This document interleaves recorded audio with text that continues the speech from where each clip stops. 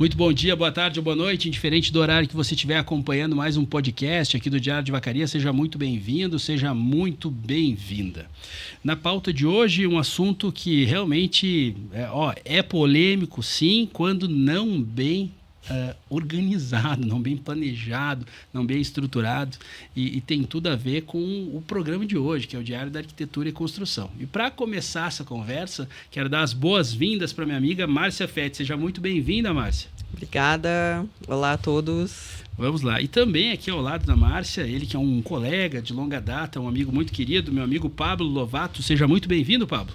Obrigado, Lucas. Obrigado pelo convite. Muito bem. Pessoal, um dos assuntos que a gente percebeu que era importante a gente conversar, até dando sequência, Márcia, às falas que a gente teve quando a gente falou sobre condomínios, lotes que estavam sendo urbanizados na cidade, sobre a questão que eu me recordo até que o Suzinho falou que novos prédios estão cada vez mais presentes aqui na realidade de Vacaria e é impossível não conectar, né, quando a gente fala de novos prédios que estão tomando conta da cidade, principalmente da área central, a importância da gestão desses apartamentos que fazem parte desses prédios. E para isso a gente entrou em contato com o Pablo, que prontamente veio aqui falar com a gente, para falar um pouquinho sobre o trabalho dele, que é um trabalho que está conectado com o universo da sindicância, ou do síndico profissional que a gente costuma falar.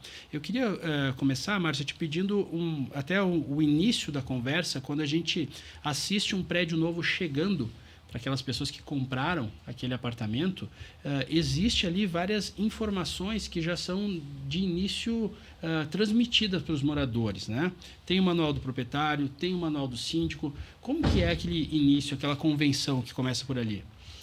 É muito importante porque quando a gente fala da arquitetura e construção, é uma cadeia, né, de serviços que são prestados desde o início do projeto, construção. Aí quando você, né, faz toda a regularização dos documentos, aí vai fazer a convenção de condomínio, né? É entregue normalmente para os proprietários o manual do proprietário, que é como ele deve usar aquela edificação, né? O manual do síndico, que é para o síndico também saber, né, como funciona aquela edificação. E esse link é muito importante, porque a vida daquele prédio vai ficar associada a isso. E como qualquer construção é um ser vivo, ele está sempre em mutação, né? É importante que os moradores saibam disso, né? Que ela tem que ter todo esse acompanhamento dessa vida nova, né? Desde aquela arrancada. Desde a arrancada, que é a primeira convenção de condomínio. Pablo, eu falei realmente do teu trabalho de síndico profissional, mas também quero deixar registrado que o Pablo ele é o proprietário da Real, né? A empresa Real, me ajuda aqui, Pablo, Real Condomínios, né? Real Administradora de Real Condomínios. Administradora de Condomínios. E aí eu queria que tu falasse um pouquinho para nós, do primeiro momento, sobre como que tu define o que é um síndico profissional. Lucas, o síndico profissional ele é um agente hoje de profissionalização dentro dos condomínios, né? É uma figura relativamente nova, assim, no Brasil. E se a gente trazer essa realidade para a Vacaria, é mais nova ainda, né? Então, ainda é muito novo isso do síndico profissional e ele é uma terceirização das atividades necessárias aqui, que a Márcia até citou, né, para esse organismo que é o condomínio. Então, hoje as pessoas elas não têm tempo para se envolver com aquilo que é o coletivo, elas não têm tempo para se dedicar a essas questões, ou também a gente vive numa cidade pequena, existe muita pessoalização nas relações, né?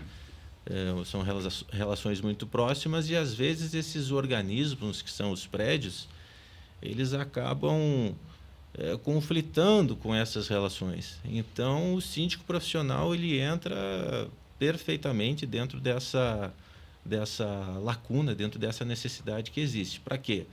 Para realmente fazer aquilo que tem que ser feito dentro da lei, dentro do que é o correto, e não beneficiar A ou B, enfim, não pender para lado nenhum, sempre pelo que é o correto fazer. A figura de um mediador, a figura de um negociador, ela é muito diferente da figura, às vezes, de um morador que se identifica com o interesse próprio e também com a representação, às vezes, de um grupo lá dentro do condomínio.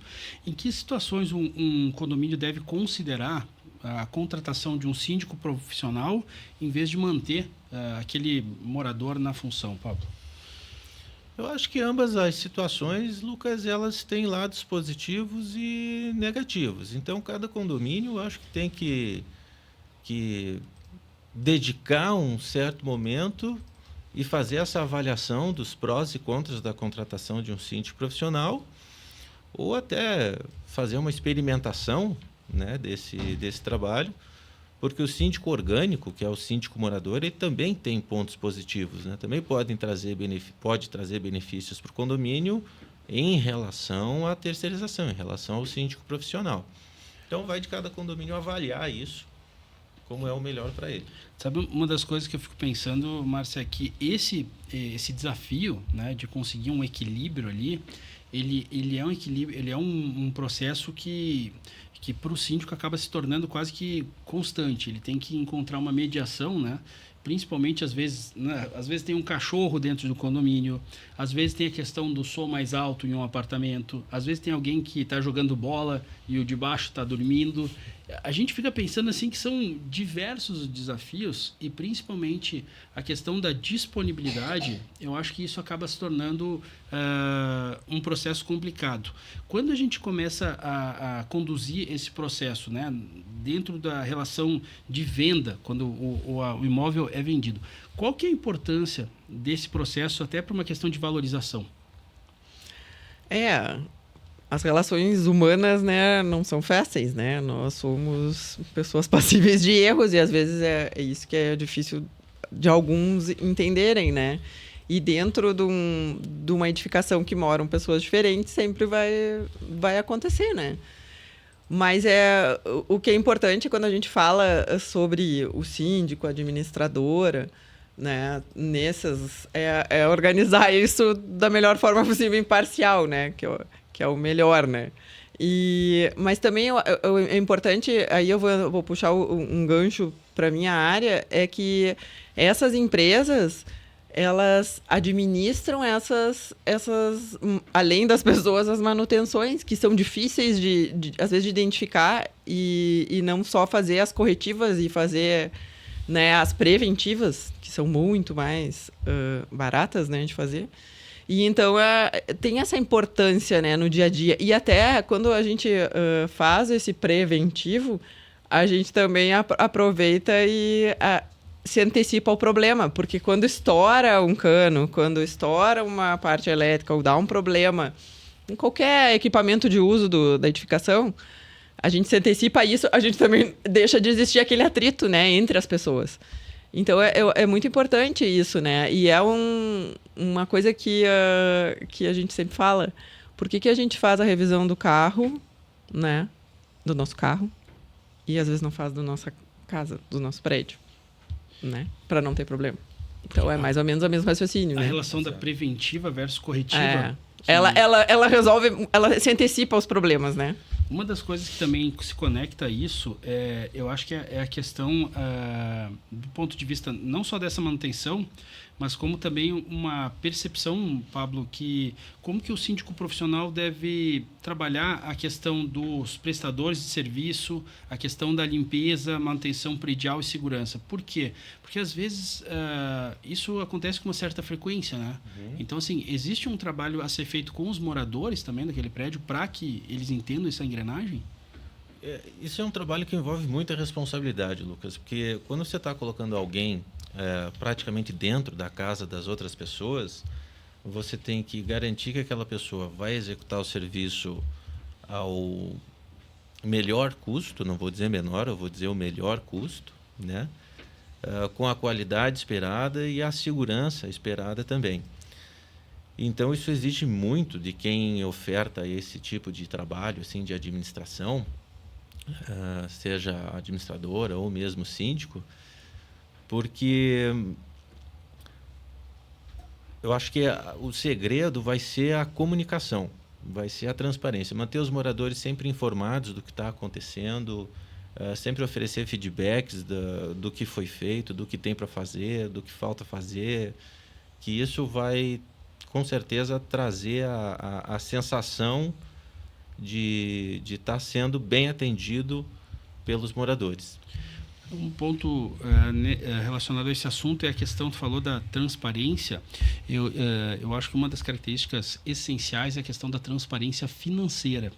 E também como garantir isso na prática. Eu me recordo lá da minha experiência em São Paulo, que eu acompanhei diversas empresas, inclusive tivemos aqui em Porto Alegre também, administradoras de condomínio que tiveram problemas seríssimos, né?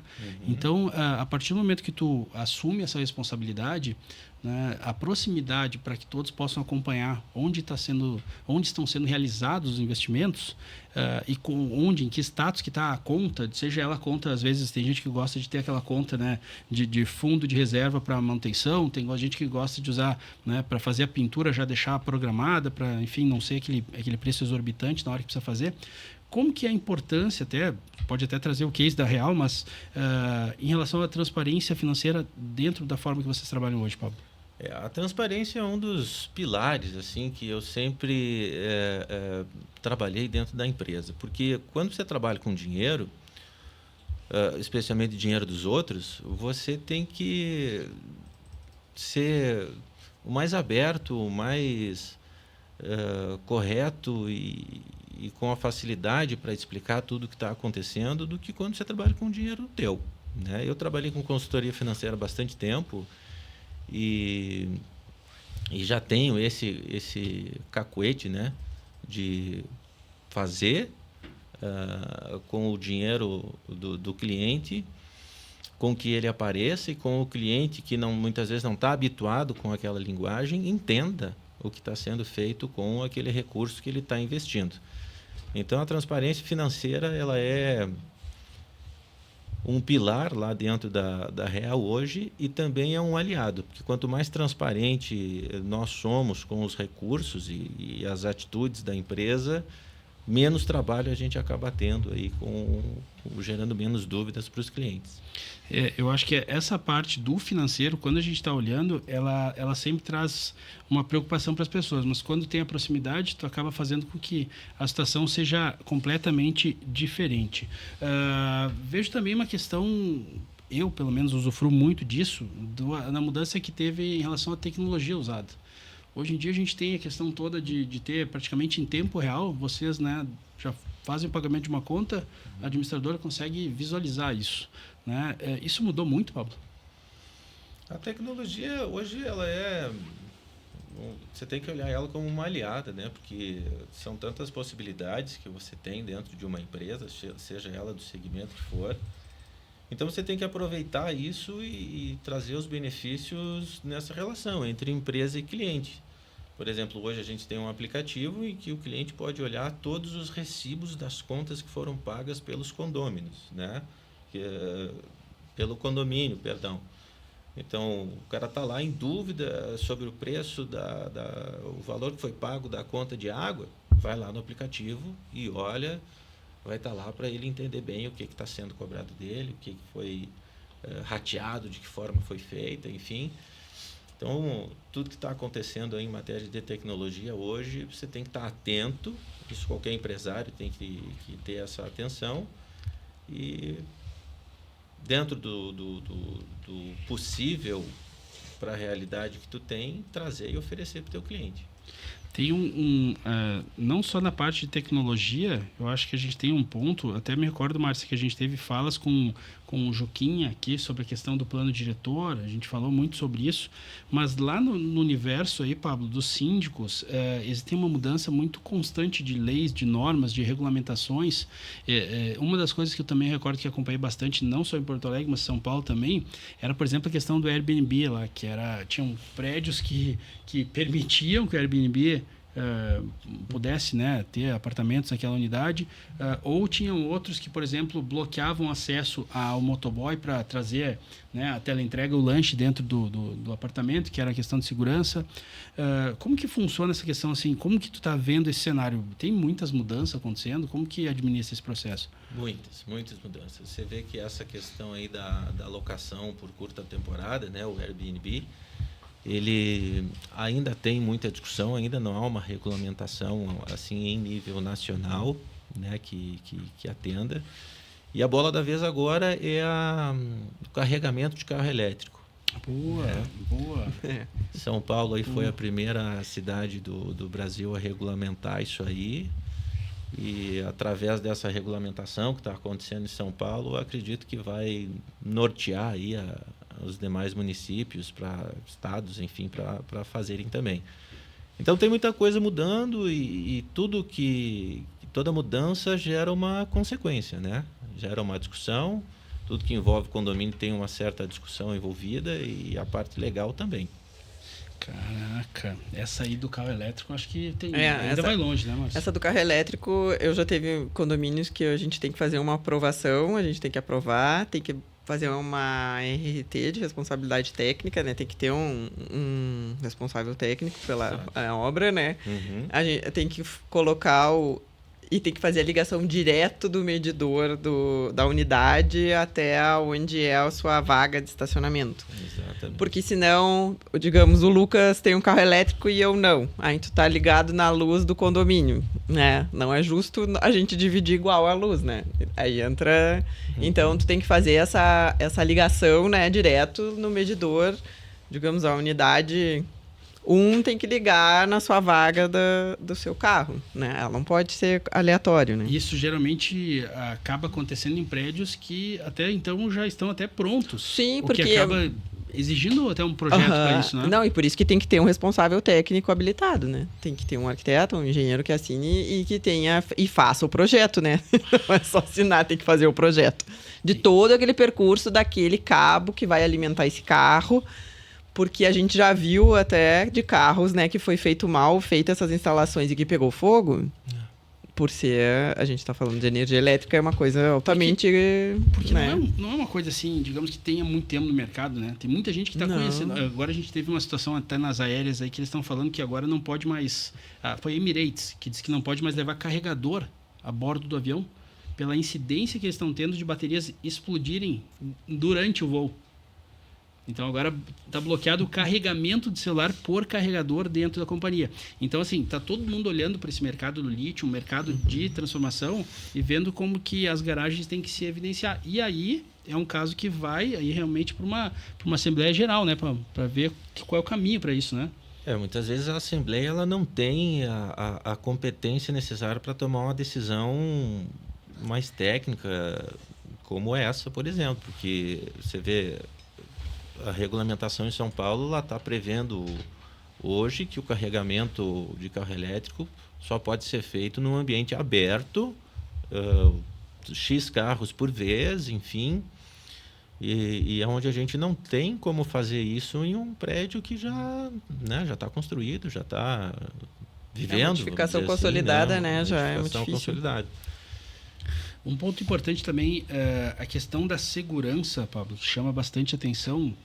Aqui, felizmente, aqui em Vacaria a gente não tem problemas tão sérios como cidades grandes, mas a questão a presença de um síndico profissional dentro de um universo um pouco mais complexo da criminalidade, de que forma que esse síndico pode facilitar o processo, né? Na verdade, melhorar a segurança dentro do condomínio? Ótima pergunta, Lucas. Eu acho que Vacaria a gente tem um benefício muito grande assim em relação a outros locais pela baixa incidência, né, de criminalidade, mas sempre existe.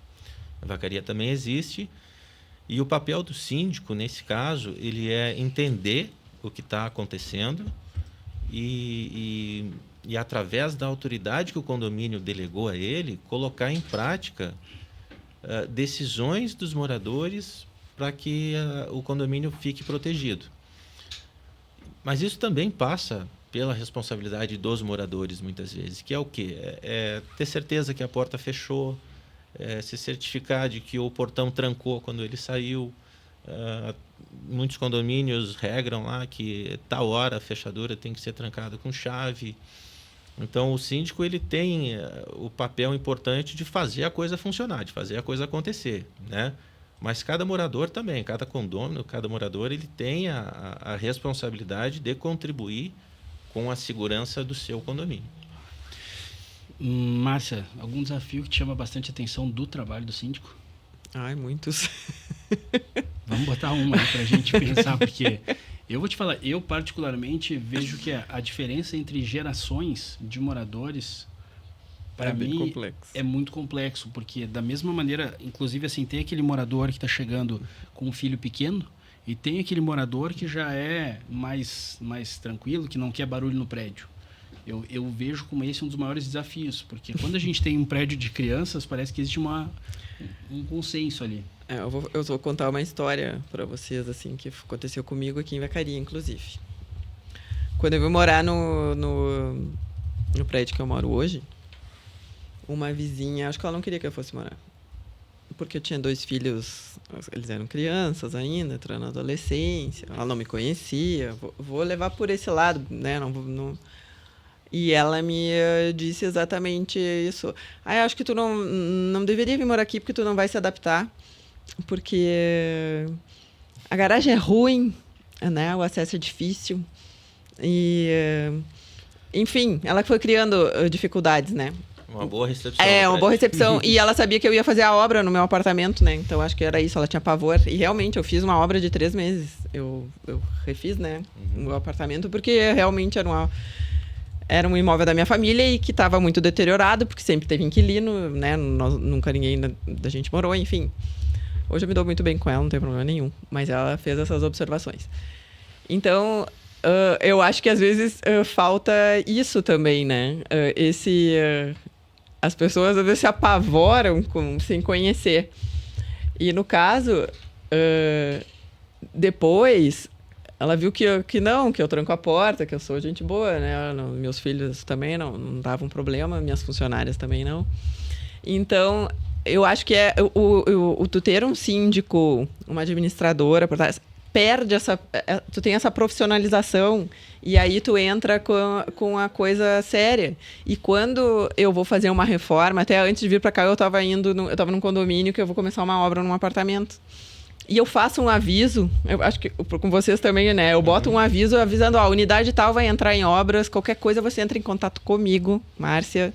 Eu boto o número da RT, né? De responsabilidade técnica. Isso.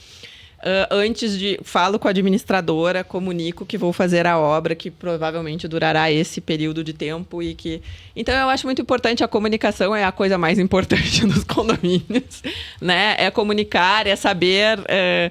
E eu acho que tudo que é mais profissional e tudo que está dito e escrito, não tem do que voltar atrás.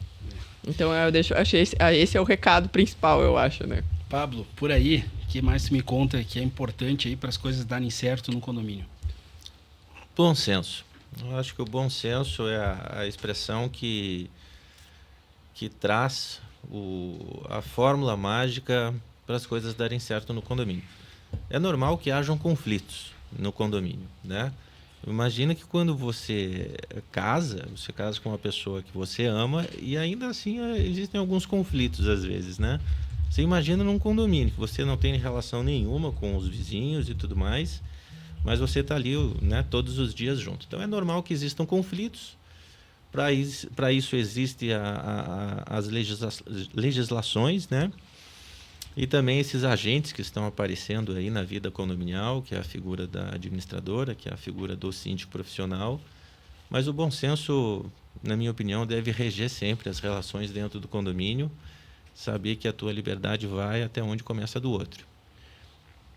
Pablo, quais são as maiores dificuldades que síndicos moradores acabam tendo que síndicos profissionais não teriam?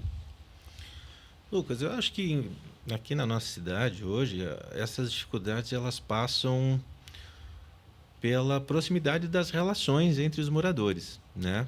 Por exemplo, muitas vezes você é o síndico e aí o teu vizinho de porta ali está inadimplente. E aí você tem que fazer uma cobrança para ele, alguma coisa nesse sentido, e essas relações mais próximas acabam dificultando, né? Não deveriam, mas acabam dificultando para algumas pessoas algumas ações assim.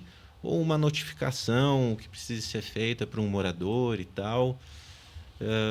Eu vejo que muitas vezes acabam dificultando a ação do síndico orgânico, do síndico morador, para colocar em prática o que o condomínio precisa fazer.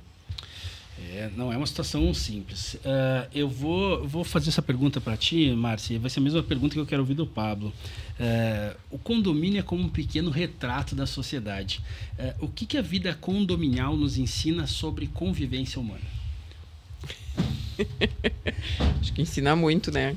A gente, quando vai morar num condomínio, são pessoas completamente diferentes e a gente tem que aprender a respeitar, né, as individualidades de cada um, os gostos de cada um, a faixa etária de cada um, né? A gente vai mudando também, né? Quando a gente é mais jovem, a gente tem prioridades que a gente não dá bola, a gente vai ficando, vai mudando, vai tendo, né? Às vezes vai constituir sua família, daí tem os filhos pequenos, daí coisas que não incomodavam começam a incomodar e quando vai ficando mais velho, vai mudando também. Então, eu acho que tudo é um aprendizado e tudo é um aprender, assim, a ter um pouco mais de paciência também, né? Com o teu vizinho, com as individualidades. Eu acho que é isso. A palavra é o respeito, né? Pablo, o que essa vida em condomínio ensina um pouquinho sobre convivência humana? Porque, às vezes, até só para fazer um parênteses, às vezes a gente olha para uma administração de um município, para a administração do estado, para a administração do próprio governo federal.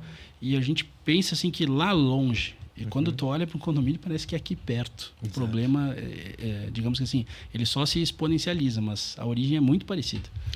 Fantástica essa analogia, Lucas, aí do condomínio representar aí o que a gente passa na sociedade, né? E agora eu acabei de lembrar do nosso tempo aí de faculdade, onde tinha lá o professor que dizia assim, traz do macro para o micro, né? E eu acho que talvez esteja faltando a gente olhar mais o lado positivo das coisas, né? Falando em condomínio, existe tantos benefícios que a convivência coletiva proporciona, existem tantas vantagens de se morar num condomínio, né?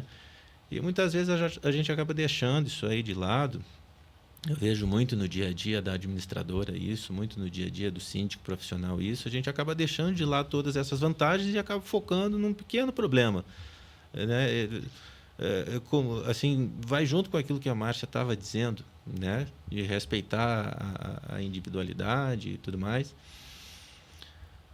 E eu tenho certeza que, a partir do momento que as pessoas começarem a focar mais no coletivo e nos benefícios do coletivo, aqueles problemas que são normais da convivência, eles vão tomando uma proporção menor, eles vão doendo menos, eles vão trazendo menos efeitos. Cara, gente, que... Mas uma coisa também importante, eu acho, a gente falar, que agora tu me chamou a ideia.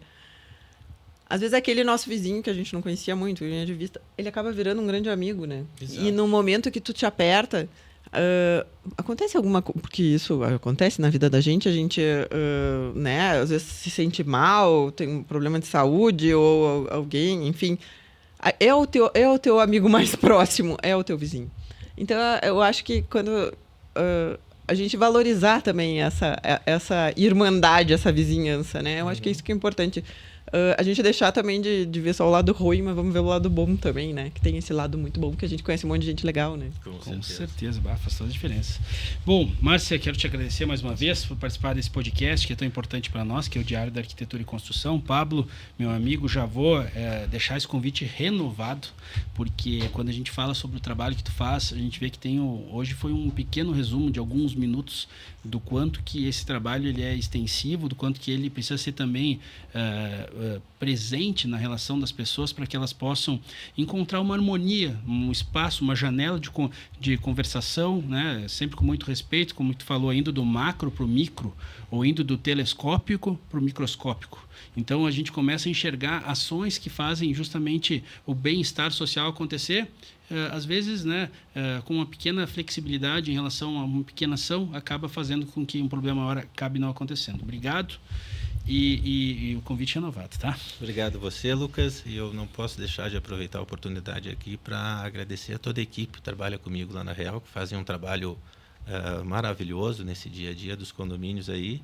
E com certeza, só você convocar que a gente está aqui. Obrigado a você também, Márcio. Muito bem. Pessoal que acompanhou mais o podcast Diário da Arquitetura e Construção, muito obrigado pela sua companhia, né? Trouxemos aí um assunto muito importante que voltaremos a trazer, né? Tão logo novas informações comecem a circular sobre essa importância que é o trabalho de sindicância que nosso amigo Pablo faz muito bem e a sua empresa também. A qualquer momento a gente volta trazendo mais informações sobre o que é destaque, o que acontece em Vacaria, nos campos em cima da serra. Continue conosco. Valeu, pessoal. Até a próxima.